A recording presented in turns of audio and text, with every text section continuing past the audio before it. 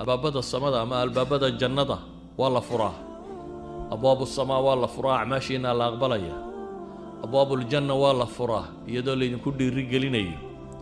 أبواب الجحيم أما جهنم والله حدا شيطان مدى وين إذا كيف فوقين يردن نوادك قبنا يا بشاس بالليل شياطين توا إجازة كومبلسري ليف بالاسية كوا وين يردن واحدين بشتانينا هبين بانا كتشربوا نبغوا يري كم بلاد كخير بدن كم بلاد عبادات وينتي ودوري سيدات صنادات هبين كخير بدن باكرة وبشان كمدا من حرم قفك لقى منعيه هلي ويا خير كذا رمضان تامه هبين كخير كذا قفك ويا فقد حرم كاس خير هلي ما يبالي هذا النبي عليه الصلاة والسلام هو بشارين يا صحابة يبو بشارين يا وحنو بشارين يا وقتها وقتي هذا الله مدهينين وصاص عضو لمنك الدجارته السيسن الكوحيبية وقت كاستقلب كيسيبيا مثلا مركا عيد الربانين وحيبيان عيد قال هذا ما عيد مسلمان نقطه عيد waxa soconayo dhan bay soo diyaariyaan waxaan u arkaa waqti yar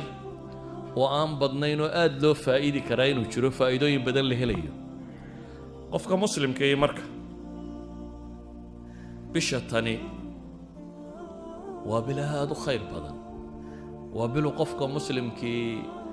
maca allahi jumlahu kula baac mushtaraynayo waa bilaad dhalin karto dee dhowr iyo 80 sannadood baad habeen dhalin kartaa dhowr iyo 80 sannadood cimriga wixii aad cibaado samayn kari lahayd ayaa habeen ka mid ah ramadaan taad samayn karaysaa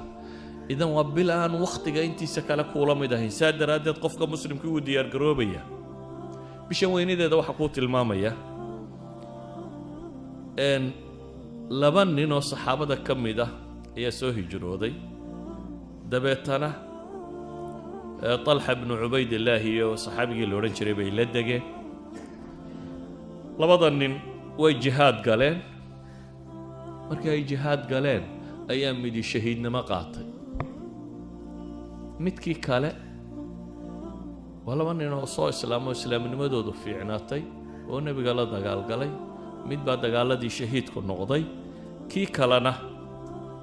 sanad kale uu sii noolaaday bishii ku xigtay ramadaanna waa joogo waa dabeetana si caadi u geeriyooday طلحة بن عبيد الله صحابي اللي ورنشري أيها وحي الريان أركي الرياد السديدة قد تكون حقا وقد تكون خزعبلات يعني النبي عليه الصلاة والسلام حقوت المامية النبدي وحكى هراي وحكى مدى محي الرؤية